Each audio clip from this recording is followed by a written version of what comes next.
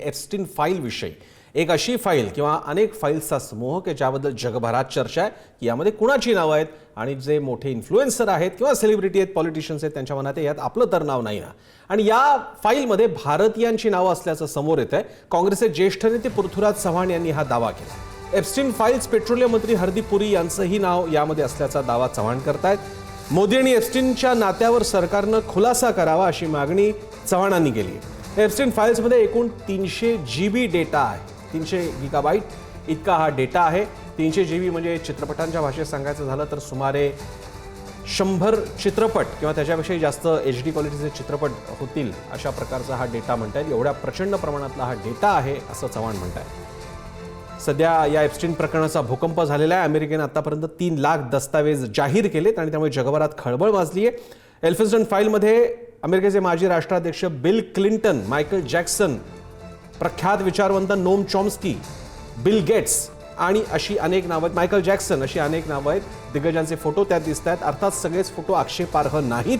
काही photo Epstein बरोबर दिसत आहेत, काही फोटोंमध्ये कुणी तरुणी त्या संबंधित व्यक्तीबरोबर आहे। अर्थात ते आक्षेपार्ह अवस्थेतले फोटो आहेत असंही म्हणता येत नाहीत। काही फोटोंमध्ये मात्र, उदाहरणार्थ एका फोटोमध्ये बिल क्लिंटन हे काही तरुणींसमवेत जलक्रीडा करतायत, पोहतायत अशा प्रकारचे फोटो आहेत किंवा अल्पवयीन वाटावेत अशा सुद्धा त्या मुली आहेत। मात्र या सगळ्याच प्रकरणामुळे या संबंधितांच्या आयुष्याबद्दल, खासगी आयुष्याबद्दल चर्चा जोरदार सुरू झाल्या।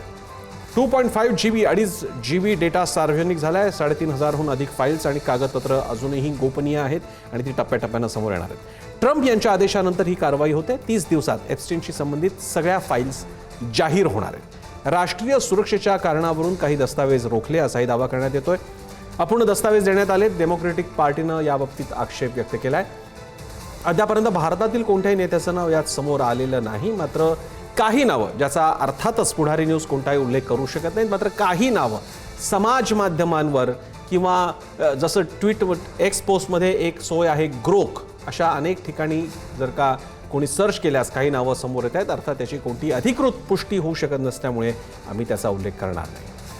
दरम्यान जगप्रसिद्ध जेफ्री एप्स्टीन सेक्स ट्रॅफिकिंग प्रकरणाशी संबंधित कागदपत्र सार्वजनिक करण्याच्या मुद्द्यावरून अमेरिकेत पुन्हा एकदा राजकीय वातावरण तापलंय।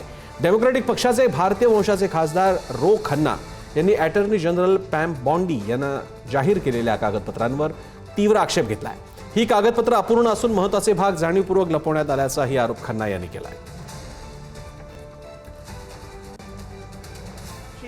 We have not seen the draft indictment that implicates other rich and powerful men who were on Epstein's rape island, who either watched the abuse of young girls or participated in the abuse of young girls in the sex. आणि याबाबतीत बोलण्याकरता आपल्यासोबत आहेत पुढारीचे वरिष्ठ प्रतिनिधी अनिल टाकळकर, जे America स्थित असतात। अनिलजी, सध्या या फाईलमधून जो काही मजकूर बाहेर येतोय, जे फोटो बाहेर येत आहेत, यातून नेमका अर्थ कसा लावायचा, त्या फोटोंना किती, ज्याला म्हणतात बिटवीन द लाईन्स किती वाचायचं आणि प्रत्येक फोटो म्हणजे संबंध आहेत, अनैतिक गोष्टी घडल्यात असं किती मानायचं?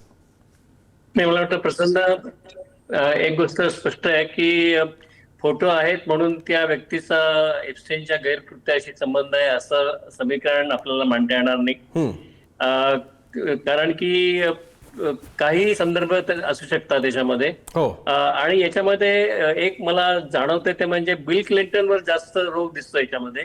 बिल क्लिंटनचे अधिक फोटो या पहिल्या टप्प्यामधल्या फाईल्स मधून जाहीर प्रसिद्ध झालेले आहेत आणि बिल क्लिंटनच्या वतीने देखील नापसंती व्यक्त करण्यात आलेली आहे। तर त्यामुळे मला असं वाटतं की या प्रकरणाला राजकीय रंग पुन्हा एकदा चढू लागलेला आहे असं दिसतं एकंदर।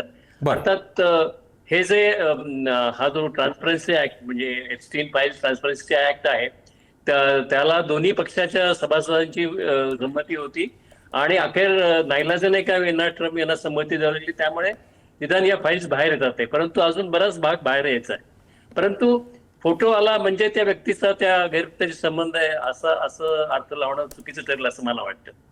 धन्यवाद अनिलजी, आपण दिलेल्या या सविस्तर माहितीसाठी।